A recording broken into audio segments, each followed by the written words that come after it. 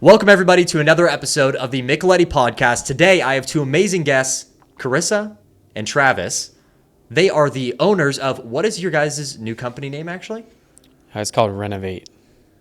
With a W. With a W. Wrenovate with a W. And where does that inspiration come from? So when we were trying to come up with names for the business, we really wanted to avoid using like our personal name or our last name.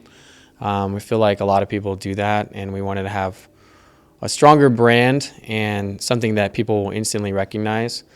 And so the Ren part comes from both our daughter's name, which is Ren, and then obviously Renovate is kind of that's what our goal is in the business, is to help people renovate their houses.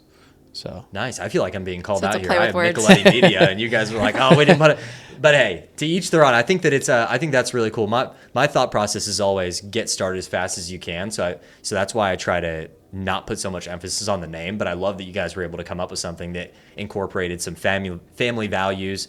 I mean, it makes sense for the business, right? When people hear it, they probably understand right away what you guys do. right. So that's super cool. To give you guys some context as to what I want to talk to you about today, and this is for the audience, I really want to show you guys what it's like getting in the head of new entrepreneurs, people that haven't gotten to the success that they will, but are at the beginning of their journey. Because I think oftentimes you can hear about people that have made a bunch of money, built a huge business, but what were they at? Where were they at in their mind and in their journey right at the beginning, right? And that's where I wanted to connect with you guys, because after the past couple months of talking to you guys, I've realized that you guys are on a very, very good trajectory. I think you guys are going to build a really big business. So I want to show everybody what you guys are like before you hit that success. So that's why I'm excited to talk to you guys today.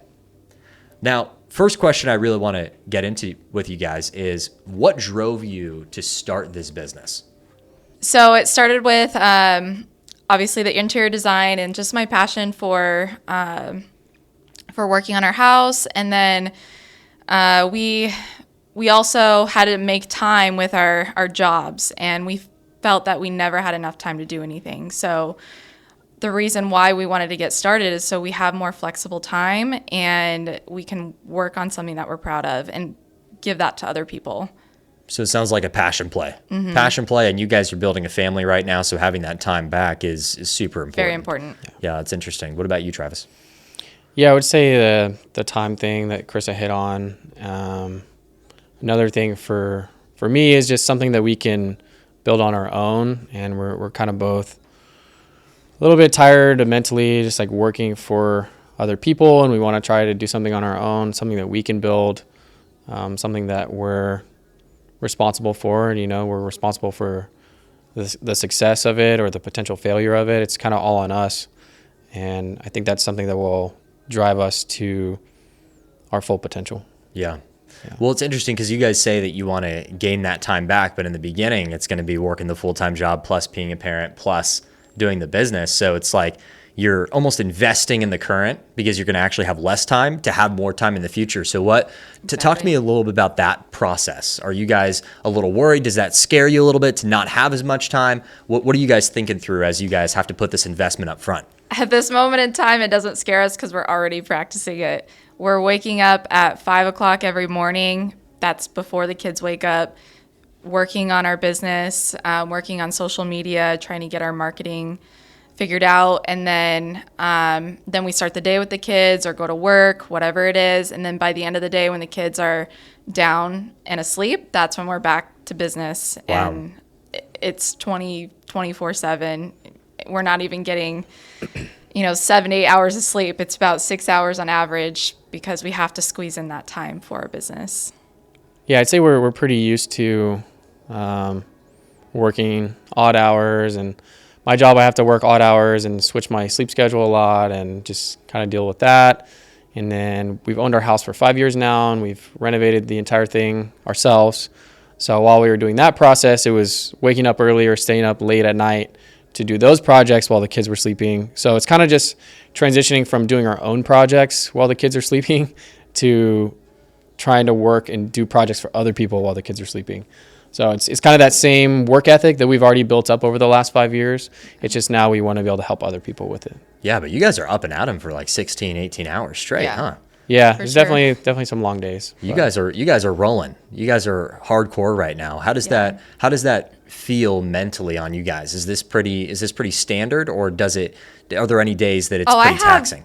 multiple mental breakdowns every week. It's fine. But you keep going. You get over it and you keep going. What runs through your mind when you have those mental breakdowns? What is it based on fear? Is it based on tiredness? What's that process? I think it's partially affected by the physical tiredness, but it's also, everything that's on everything that we have on our plate, and the responsibilities that we have with having kids, and we want the best future for them, and we want to make it. It's as far as making it, we want to have that flexible schedule, and we want to provide that for our kids so we can always be there, and also have a product that we're passionate about and we can give to others, something that we're proud of. Yeah. That's really interesting. I want to talk about your guys' past a little bit, because I read something recently that was saying that there was a study that was done that discovered that individuals that had some sort of childhood trauma or experienced things in the past in their childhood that were really difficult actually had a higher likelihood, a really high chance of becoming an entrepreneur in the future. Now, I want to ask you guys, did you guys experience anything in your past that might have been a little trying that you can kind of correlate now to being an entrepreneur? Because you guys are talking about working super long hours. You guys are in like survival mode right now, where you guys are going to build something that you're passionate about, that you love. Is there anything in the past that where you hit adversity or was difficult that kind of trained you for this moment or pushed you to this moment? For me personally, probably not. I would say I was trained well to have good work ethic. My dad really ingrained that in us, and he liked that we woke up early and we were very involved in sports, so there's self-discipline. I also got a job. I've worked since I was 16. I worked while I was in college, while I went to college full time. So I've always been busy, and like I said, I think that's ingrained in me now. I don't like being lazy, and I don't like sitting down, or else I'll start to be antsy. So, but no trauma. Got you. What does your dad do?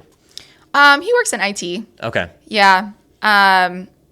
He was just he was very disciplined, I would say. Like he loved that we were involved in sports, and he wanted us to always be successful and do our best, and so that was important to him, and so now I practice that today. Got and you. I'm thankful for that. Are there any moments in your current day life where you either catch yourself using some iteration of what he said to you in the past to your own kids, or do you ever hear kind of his voice ringing in your head when you go through a certain adversity or a certain moment to help push yourself? No, not necessarily. I think my body has a natural alarm clock now, because he would wake us up early and say, you have to be up early. So it's like building those habits, right? Yeah. Yeah, that's interesting. I think that entrepreneurs, a lot of people think that it's based on intensity, that it's based on go, go, go all the time. But if you do that, then you get burnt out. It's the habits put in place of you being able to get up early in the morning. And you have been working long hours for the past couple of years, it sounds like, with your job. So it's about those habits that you put in place, not just about the pure intensity of the thing. So I think that coming back down to those habits, that's super important. Yeah. What about for you, Travis? Yeah, I would have to agree with Korissa and say no childhood trauma or anything, but my dad is definitely another inspiration for me as well, just working hard. And he also had long hours in his job and odd hours and had to work at night. And when he came home, he pretty much did everything around the house himself as far as fixing things. And I can't tell you one time my dad ever hired anyone to do anything at our house.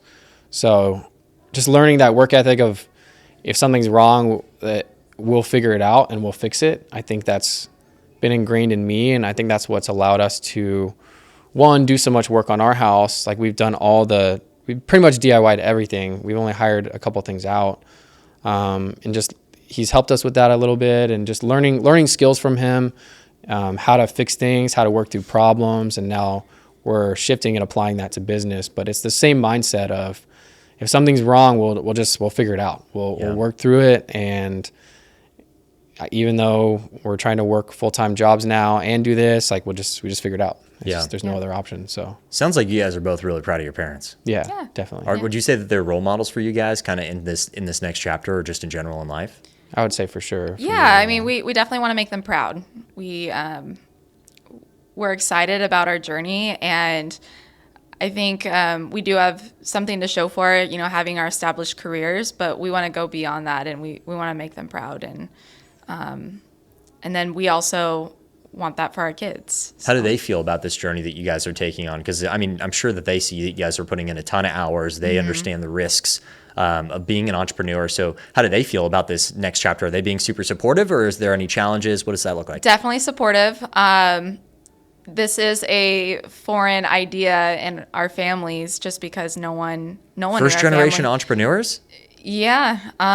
No Wow. one in our family has a business. Maybe a few extended family members, but no immediate family members has started a business. So we're learning all on our own. Yeah, so I would say they're definitely proud of us, but I don't know, I feel like they don't have a lot of experience to lend us as far as the strict entrepreneurial side of things. Obviously, like I said, the work ethic and the mindset of just working through problems for sure, but we definitely don't have them to lean on as much when it comes to the logistics of running a business or necessarily the finance side of businesses or scaling a business. All the stuff anything. that all the stuff that we're trying to figure out start now. and grow a Right, business. right. Yeah. So, but they are supportive for sure. Gotcha. Do you feel like that with them not having run a business before and you guys are now trying to enter the community space of other entrepreneurs and things of that nature, what is your guys' approach to finding some sort of mentorship or finding the education that you need to be able to start this business? What are some things that you guys are doing to prepare yourselves? Yeah, I think the hard part is just sifting through all the so-called entrepreneurs online and trying to figure out whose information is legit and whose is not and who you can trust. And for me, I just try to do a lot of research. And when I see like the same 3 or 4 names come up over and over, I'm like, okay, their advice is probably pretty good if everywhere I'm going, people are recommending them. What are some of those people that you look at? For me, I would say Alex Hormozy. I mean, he's all over social media. There's definitely some things that we've taken from him, especially like mindset wise and the work ethic for sure. And then you've mentioned Gary Vee a lot. That's someone that was kind of on my radar. Like I follow him, but I haven't read any of his books yet. So I would say him on the content side, and that's something that we're really trying to learn right now. We've kind of been focusing on the business, and Chris has been doing most of the content just around our own projects, and so now we're focusing on shifting the content to the business side of things. So that's something that we're focusing on now. But I've also read a few books like 0 to 1 by Peter Thiel, and he just talks about building a business that is unique and doesn't necessarily exist, and it more applies to like the larger scale businesses. Like he talks a lot about the tech businesses and how they build. What's funny is that book Yeah. was actually the first book that I read Yeah. Really? that actually got me to start my business. Yeah. That's I was awesome. my buddy reached out to me and he asked me, "Hey man, I want to start reading books way more, but I want to do this Audible thing. It just costs money and I don't really want to pay for it. Do you want to split it with me?" So we decided to split the payment on an Audible, which is like $10. It was kind of stupid, but we did it. And we read the 0 to 1 book together, and it took us probably like 2 weeks to read it. And then we started our business right afterwards. And I actually started it with him. So that was the first that's business awesome. book I ever read. And it was a good one. He talked about the journey in PayPal in that one too, didn't he? And he brought up like different stories. Yeah, he was a co-founder of PayPal and just talked about how he was trying to build something that didn't exist yet, and how competition sometimes can actually be bad for business in some ways, and how you want to almost create a monopoly on the business side of things. Not a true monopoly, but something where it's so good that the competitors don't necessarily have a chance. And I think that's like brands, obviously this is different than what we're doing, but brands like Apple and Tesla, like they build products to where in their market space, they don't really have a lot of competition. And especially from the design side of things between those two companies, I think what sets those two companies apart is their design and the way that they appeal to the consumer on the design side of things. And I think that hit with me because we're entering a business on the design side of things. And so just thinking about how that applies to how we design things. And I think it'd be great to kind of have almost like a branded design where if someone sees one of our designs, they can instantly know that we did it. So I think that's a goal for me long-term, is to kind of really build a brand. And I think that's, at least in our space in interior design, it's something where there's a lot of people that offer design, especially like on social media, but it's mainly just through social media, and you kind of just DM them, and it's almost like this freelance type of thing. And it's not like a true brand where they built it from the ground up and they thought about the brand from the beginning. And that's something that we really want to do. We want to have a name that people recognize, and we want to have a brand a brand identity, I guess. So no, it makes sense. I think about Tesla and Apple, and something that hits with me that I think could benefit you guys as well, because I love how you talked about building a sustainable brand, something that's long-term, and almost a way that you could categorize it could be like sellable in the future. You can't sell a freelance business. Right. You can sell a brand though. Apple has a monetary value to what For they sure. are, right? Yep.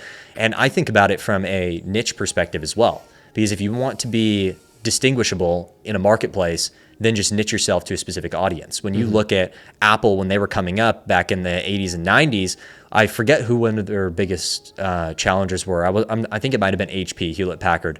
And they felt like the computer space was becoming too business, too narrowed and in on just the practicality of computers. And they wanted to help people that were innovators, people that really wanted to have personal computers to change the world. So they made all of their products specifically to that person, and they ran an advertisement of think different, and they showed, and that was one of my favorite brand and marketing plays of all time. It's where they had the commercial with Martin Luther King, Muhammad Ali. They had all the different influential figures from the past. I think they even had Tupac on it as well. So it's really interesting. And then Apple is and then when you think about Tesla, they didn't want to create an electric car that was slow. They wanted to create an electric car that was fast, a sports car. So their niche was electric and sports. Apple was computer and innovation and thinking different and that kind of marketplace. So when you think about your business and kind of going a little bit niched, who do you guys want to target through your business to really create that brand recognition around? Have you guys thought about that? yeah, I would say for us, the biggest thing is when we started looking into, because Korissa, like she mentioned, her passion is interior design, and we started looking into like what's available in interior design and how much does it cost, and we realized that hiring a designer is typically extremely expensive. It's something that people are doing on higher end projects. People like ourselves, where we're at right now, wouldn't be hiring a designer. That's kind of why we did everything ourselves, but we want to try to create an option for more people that come from similar backgrounds or similar socioeconomic status, I guess, if you will, to where we're at. More the middle class person who has enough money to renovate their house, and they work hard and they want to live in a space that looks nice, and they don't necessarily know how to put it together, but they also don't have tens of thousands of dollars to pay just a designer to design their space. So our goal is really to help people similar to us, I guess, and to bring good design to more people. Right. What's your passion behind this whole thing? Because I know that you said that you've dipped into the interior design space. What gets you going about this business? I would say like I mentioned before, something that I'm proud of and that I can give to people. I think it's super exciting to grow a brand name and, to say that, we're behind it and we can give our product to people, I think. And, I want to see people happy with what we provide them. And again, it's just something that I'm going to be very proud of. So I like it. It sounds like you guys just want to make people happy. Yeah. You guys just want to make people that are kind of similar to yourselves, where you don't have a bunch of money, but you still want to live in a nice space and you want to be able to provide them with the access to good design. Yeah. So they can live in a space that they're proud of. I love it. I want to come back to, we kind of briefly touched on it, but you guys are parents. How many kids do you guys have? 2. 2. You guys have 2 kids? I love it. So, and how old are your kids? 3.5 Yeah. and 1.5. Okay, so you guys are Yeah. parents with young kids. You guys Yeah. are young parents as well. How do you feel like being parents to your kids has kind of prepared you for this next chapter in your lives and in your careers? I would say we understand what discipline is like, and that, I touched up on self-discipline before, but we haven't disciplined other people, so that's fairly new, and that's something that we're still navigating. Well, Travis, I mean, his job is pretty much disciplining Yeah. people, but in a different do, context. Yes, that's true. What was the question again? Sorry. Just how is being parents kind of prepared you for this next chapter in your lives and in this business specifically? So I would say, I mean, time-wise, for sure. It's like being a parent, you're never off. So that part of it is applying to the business and how we have to always be available for things. And this is more looking forward, because obviously right now we don't have clients yet, but in the future we will have to be available all the time, and it's not necessarily something that we can turn off. Like when you go to a W-2 job and you get home, and then you don't really have to worry about work too much, or most people don't.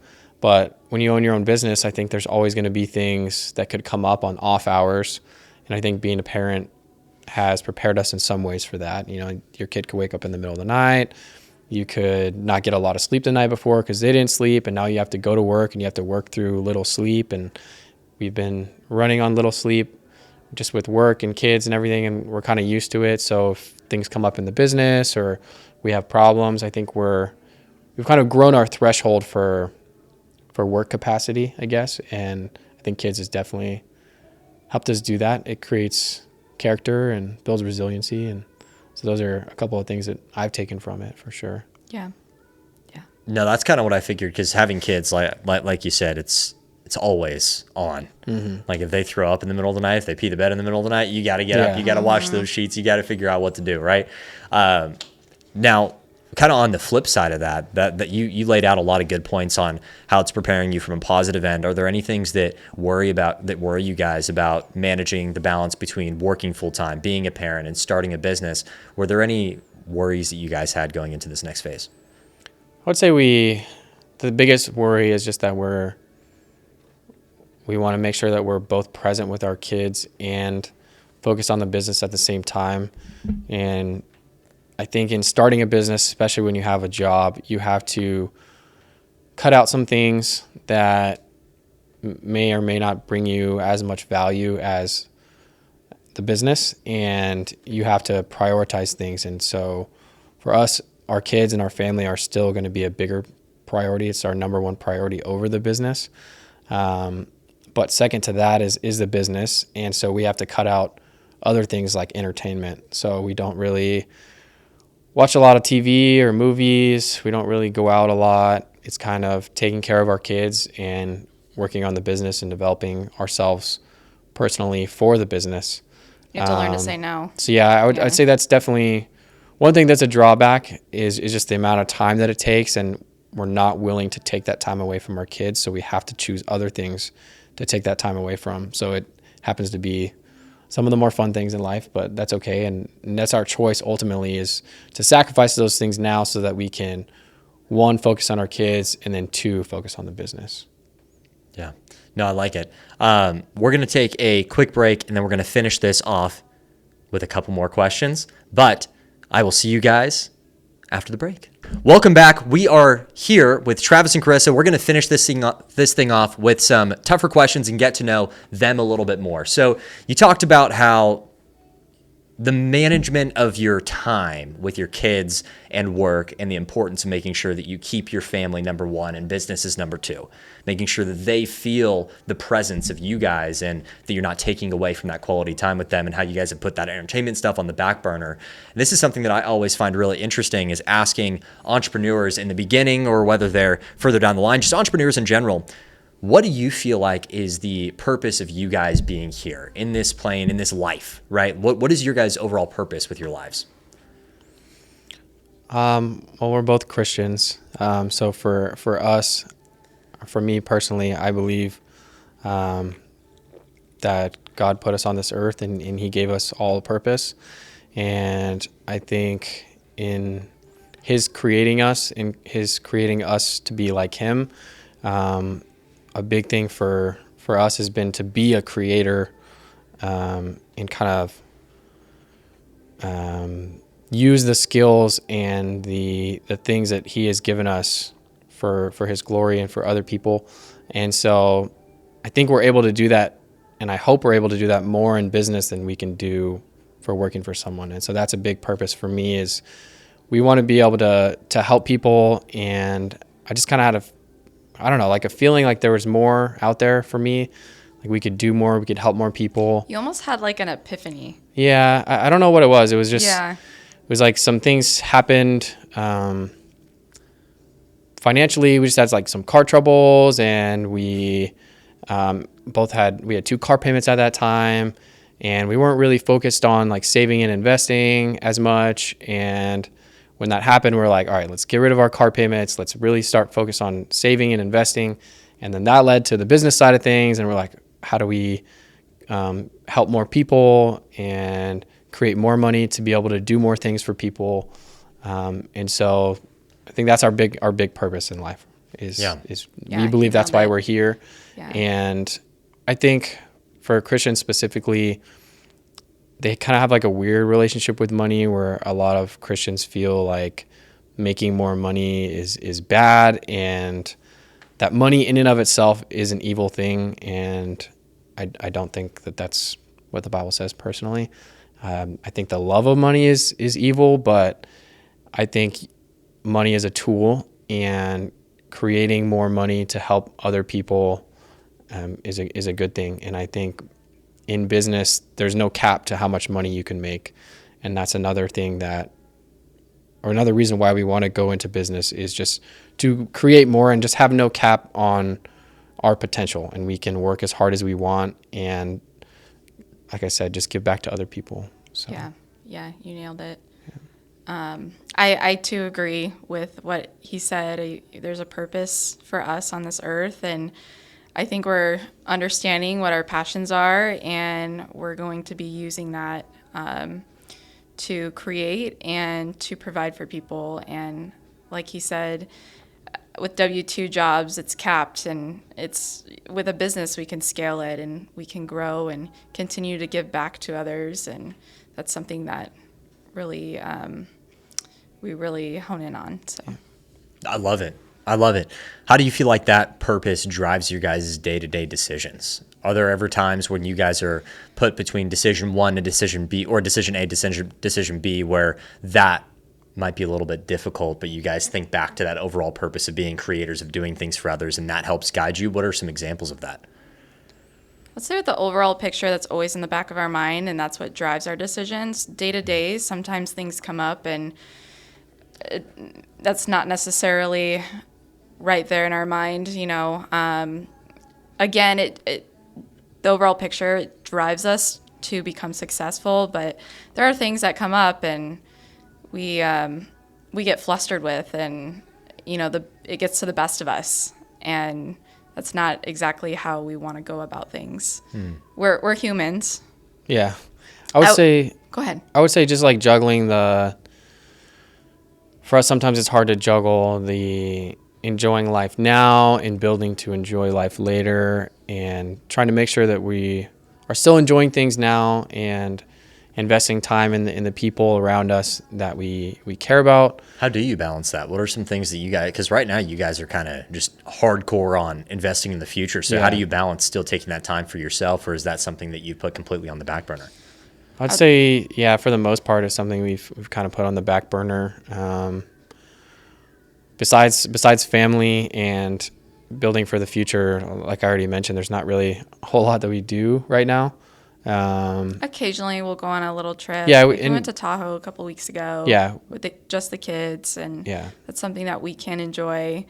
Like we haven't been on vacation since our honeymoon 9 years Yeah. ago, Yeah. or 8.5 years ago. Yeah. So just those little decisions, I think it's all about balance, and we're not perfect, and we could probably enjoy the now a little more sometimes instead of stressing about the future. But sometimes we feel like that's what it takes, and you have to, You also have to be strict in order to deny get something going. yourself to build something bigger. It's about focus, right? Yeah. And you guys are saying no to a lot of things that may be fun to say yes to the things that you need to do, which is Right. build this business for the future, which is spend time with your kids so they feel the presence of their parents. And that's really admirable. And I love what you say about the creation of things, because something that I was just talking to Caitlin, my significant other and business partner, the other day was inspiration. And she came to me and she said, I'm really feeling a lack of inspiration today.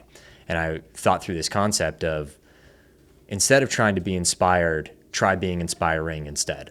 And when you take that approach and you start to create more instead of looking for other people's creations, I think that it's actually much easier to be inspired, because you inspire yourself. You say, Yeah. wow, I put this thing into existence. I helped this person get this result, whether it's building a beautiful house that they're proud to live in, whether it's helping them make more money, get more views, whatever your business is. When you go out there and you create, I think it's actually possible to inspire yourself. So I really align with you guys when it comes down to the creating first. And the fun, I don't know if you guys can relate to this, and I'd love to hear your opinion, but the fun comes from that. The fun comes from the business, comes from helping people, where you don't need to go get drunk, you don't need to go get wasted, you don't need to go do these extravagant trips that are going to drive most people broke at the end of the day. Instead, you just find fun and purpose within the things that are still driving you towards the future. That's something that I found. Yeah, I would definitely agree with that. And It definitely puts a smile on our face. Yeah, and as we do thinking more about things, just for our future and business-oriented things, just changing our mindset, those things that were fun, going on trips and all that stuff, it starts to become a little less fun, which there's pros and cons to that. But I do find it a little harder for us to relax. Like we find so much enjoyment in creating and trying to build our vision, that ultimately that's what we want to do with most of our time. And so that's what we do with most of our time. For example, we're in San Diego this last week, and we were at the beach looking at the ocean, and Travis goes, I'm getting really antsy. I need to get back home and I need to do something. I need to work on a project. I need to work on the business. I'm thinking about the business all the time.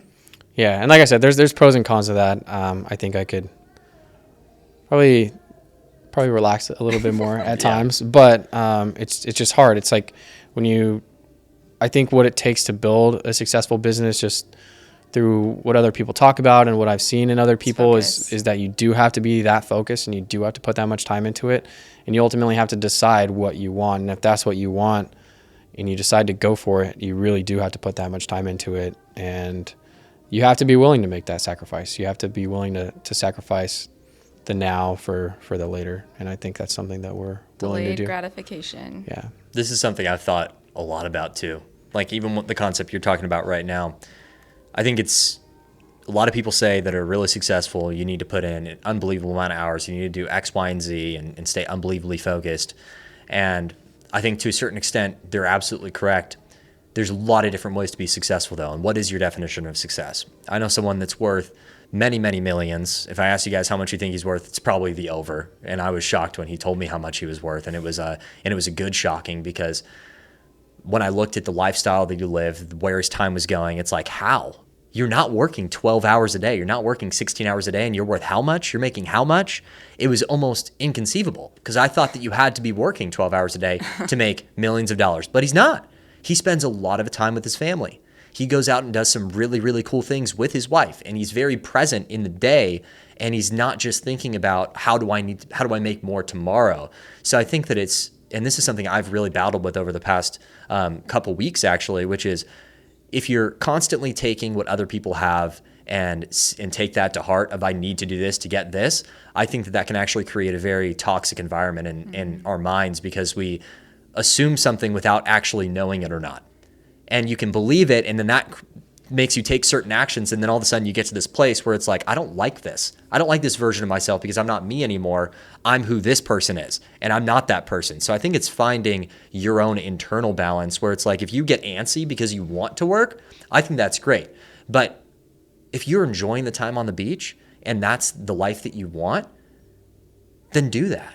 You don't need to work the 12 hours. You don't need to work the 16 hours if you don't want to, if that's not what your definition of success is. And if you put it on a long enough time scale, you can make millions of dollars after 10 years, or you can make millions of dollars after 2 years. What's more important, and what sacrifices do you need to make? So that's something I've been thinking about a lot. Yeah, I think that's a good point. And the other thing is, like, it's Everyone's definition of success is different. yeah. It's subjective. It's, you know, like you mentioned, someone might want to be on the beach all the time, but they're not wealthy, and that's their goal in life, and you know, that's okay as long as they're productive in society. That's what we believe in. But What is productive in society? What does that mean? I would just say it's contributing in some way, and like I said, one of our biggest purposes is just to help other people. And I think if you're helping others in one way or another, and you find satisfaction out of that way that you're doing it, I think I would classify that as being productive. Yeah. I like it. Well, let's hit on definition of success. And this is the last thing I want to touch on with you guys. Being present is really important. Being present with your kids, being present in your business, but it's also important to build out what you're going for. What are you doing this for? And you guys are investing a lot of time right now, making a lot of sacrifices right now to build for your future. So when you guys look 10 years down the line, what's the vision? What do you guys want to have achieved 10 years from now? I think our big picture would be it's a balance of all those things. It's going to be more time spent with family.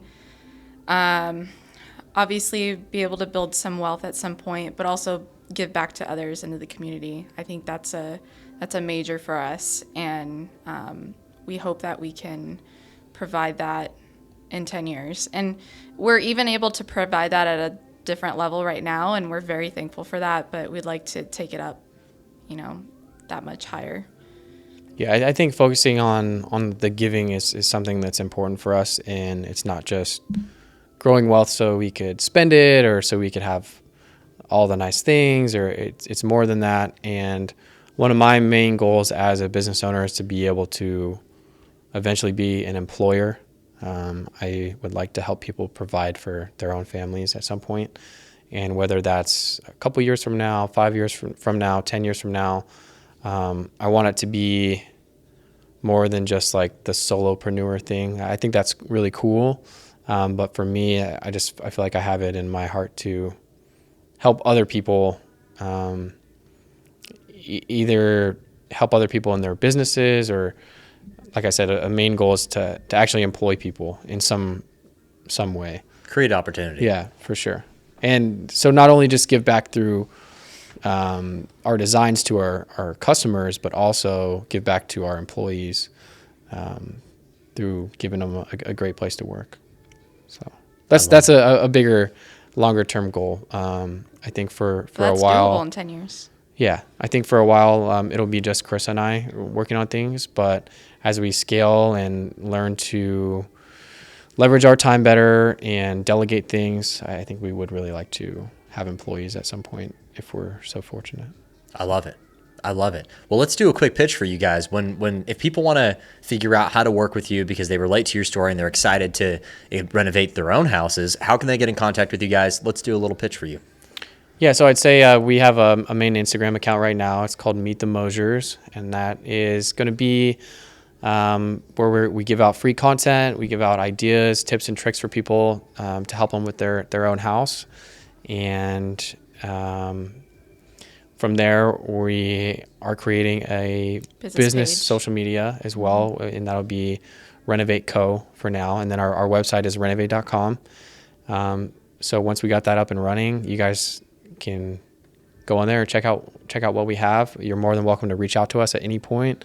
Our email is hey@renovate.com. We also have our social media as well. You can reach out there in the direct messages, and yeah, we'll be providing updates along the way on where we're going, what we're doing. But we're super excited. Yeah.